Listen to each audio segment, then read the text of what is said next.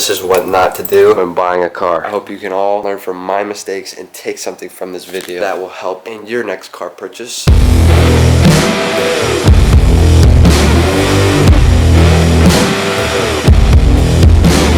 Alright, so basically, welcome to the channel. This is gonna be the first video. I meant to upload like 3 months ago, but I just bought a Nissan 350Z and it was the biggest financial mistake of my life, and today I'm gonna talk to you guys about what to look for when buying a car and what not to do and what mistakes to avoid, like I did not. Now, I used to own a 300ZX, Nissan 300ZX. I sold it to my friend. I decided to sell it and buy a 350Z. Probably one of the dumbest decisions I've ever made. I'm gonna have to sell this car. I'm gonna go ahead and sell it and buy another 300 because I miss mine. Way better car. This car's a lot of fun to drive. 300s, nothing will compare, bro. So I did purchase this car 2 weeks ago, I would say, and it's got a couple mods done. It's got new wheels, obviously, new bumper, got the society banner, it's got the boiler on it. It's basically straight piped. I mean, there's a test pipe right there. If we look in the interior is not too bad. It does have a short throw shifter, so it's first, second, third, fourth, fifth, and sixth. Reverse down there. There's just a lot wrong with it, which I'll get into. If we go ahead and pop the hood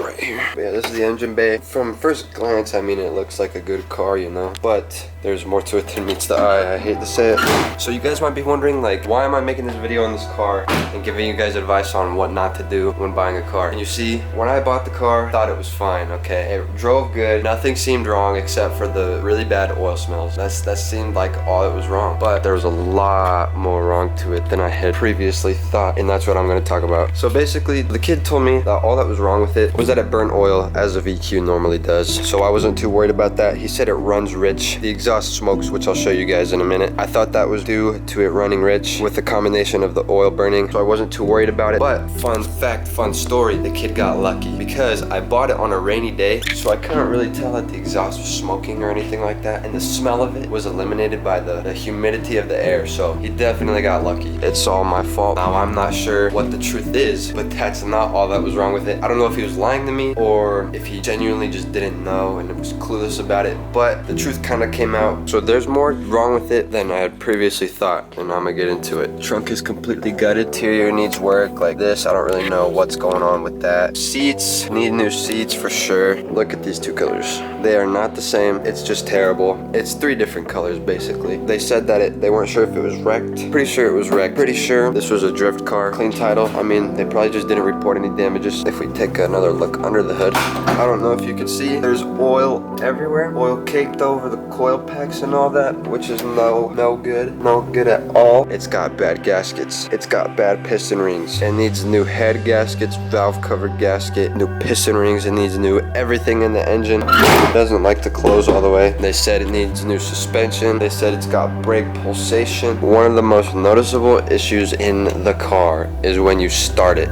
So pretty much when you start the car, it smokes. The exhaust smokes so much, and it causes the car to smell purely like oil. It's just oil and gas. It's the worst smell. It actually made me sick. I've been sick for the past week because of it. It's not good. It makes me not want to drive the car, and in fact, I have to sell the car at a loss because of this issue.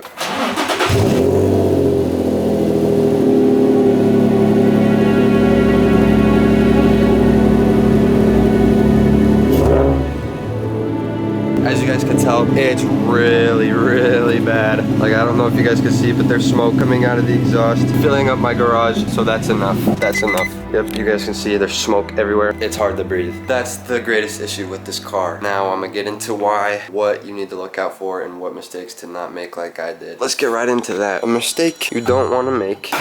I didn't exactly check the coolant when I bought the car. It almost exploded on me. It's fine. I did not check was the oil. I thought it had oil in it. I thought my friend had checked for oil. I guess I was wrong. When I got home, I was driving. The light came on the dash that said I was out of oil. And so I checked it. It was completely dry, and I drove home with no oil basically. So that's one mistake you don't want to make. Now another mistake that I made that you guys don't want to make is buying a car on a rainy day, because if the exhaust smokes such as mine does, you won't be able to tell in the rain. I'll put a video on screen if I have one. It was raining when I drove back, when I drove there. I drove an hour away to buy this car, and it was pouring rain, so you couldn't really tell there was smoke. I mean, you could tell there was a smell, but we thought it was just the excess oil burning. We were wrong. It drove fine, shifts fine, transmission, everything, engine. We ignored the smell. That was the downfall. I either spend more than I paid for the car to rebuild the engine, or I do an engine swap, or I sell the car. And my choice was to sell the car. And because there's a twin turbo 300ZX down the street, down that way, down the street, that's for sale for 12 grand. I'm gonna talk him down a little bit. I'm gonna pick it up, and it's in way better condition than this car is. You wanna check the coolant, you wanna check the oil, you wanna get it inspected basically, because that is something I failed to do, was get it inspected. The kid refused to get it inspected. I should have taken that as a red flag. I mean, I was excited to buy the car, and I thought, okay, it might have like $1,000 in repairs, but nothing major. It was definitely major, more than I expected it to be, because of the brakes, the suspension, everything that's wrong with it. It's been driven hard, harder than a VQ is usually driven, perhaps. Those are basically the things that you have to do, is get it inspected. Please, for my sake, for your sake, for everybody's sake, get the car inspected, or else you're gonna spend 6 grand on a car that you have to sell a week later. That's my mistake. I should have told him I wouldn't buy it if I didn't get it inspected. We all learn from our mistakes. Make sure that the car runs good. I mean, this car ran nice, even though it smells real bad. I drive it as, oh man, you can see smoke. I can see smoke coming out when I open the car. That's how bad it is. Just make sure the car runs good, it drives good. You just want to make sure everything is mechanically smooth. It might look good at first glance, but when you dive deeper in, you'll see that it might not be the best purchase to make. This is my first video, so this is probably why it sucks, but I hope you guys enjoyed. I hope you can all learn from my mistakes and take something from this video that will help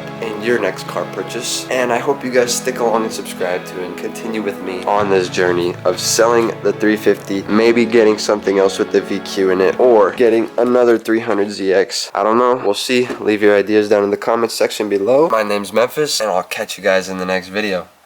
I want somebody to call.